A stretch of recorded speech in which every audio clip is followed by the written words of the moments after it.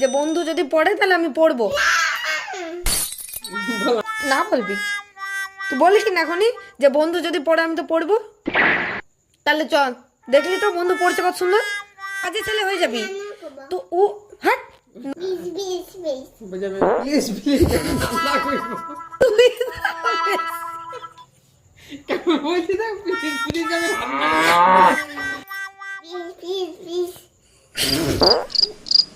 তোমার রান্না করবে না মা মা না প্লিজ নাই কোনো প্লিজের জায়গা নেই না কোনো আচ্ছা তুই কি বাজে ছেলে হবি তো বাজে ছেলে যারা পড়ে না তারা বাজে ছেলে হয় না হাসছে